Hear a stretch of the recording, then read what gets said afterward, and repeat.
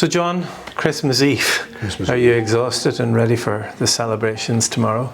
And at all, Christmas Eve always gives you a bit of a lift with those carol services and midnight communions. Even though you're dragging yourself out to them, by the time you've finished, you're glad you were there. It's a very special time, and so many people have come home for Christmas and families are reunited. And then also we had a wonderful opportunity a few weeks ago to go up to Portadown and to meet a lot of new arrivals in Ireland and families, migrants who have come here over the last number of years, and just to hear a little bit about the struggles they have at this time of the year. Yeah. I mean, it's difficult enough for people who have lived here all their lives and feel very much at home, and the feeling at home means most, in a sense, that you're people who are very far from home, but who, especially for their children, want to make sure that there is a feeling of home about it. And they're remarkably inspirational to speak to. It's also a time when we look back on the year that has just gone by, and for me anyway, I suppose we've had the Jubilee Year of Hope in the Catholic Church, which was launched this time last year by Pope Francis, who sadly didn't live to see the Jubilee Year of Hope. Yeah. So it was a very moving occasion, and I know that you came out to Rome for the installation or the enthronement, I suppose, of Pope Leo. That must have been a good experience for you. It was, and as you know, the Anglican primates had been with him really not that long before, and he was always very animated in his conversation. And whilst it's the Year of Hope, well, our hope is in heaven, and that's a fulfilment, I suppose, in its own way of it. But no, it was a very, very special thing to be asked to go with that Anglican delegation to the inaugural Mass, because it's not something that you get to get an invitation to every day. Exactly, yeah. Well, I mean, we've done a lot of things together during the year. There have been many occasions where we and the other church leaders have spoken.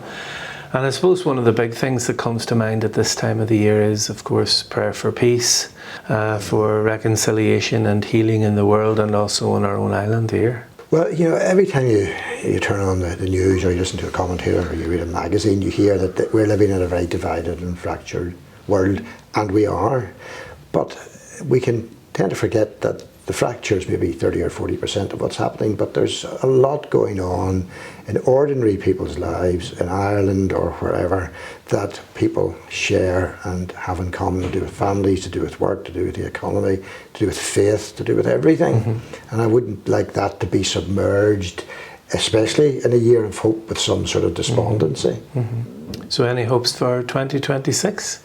Well, when you get to our age, Archbishop, your hope. Your age, you mean? Yeah. Your hope is that you get to the end of it at all. Yeah. No, I think I'm really hoping that it'll be a year, particularly on the island of Ireland, where people will be a little bit more content with the fact that we are together, that we have a lot in common, that we can build peace together and a really good future for our children and for our grandchildren.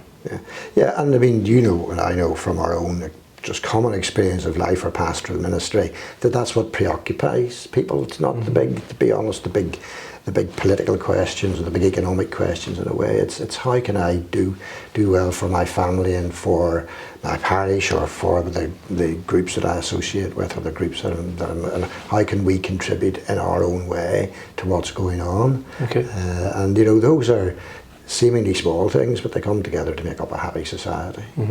So perhaps we'll just say a prayer together for peace in the world in 2026, and for all of those who'll be watching this, that you'll have a very joyful and happy Christmas, and for those who are less fortunate than we are, that there'll be a real spirit of generosity and love towards everyone, so that they can experience some of the joy, the hope, and the happiness and consolation that the Christ child came to bring into the world.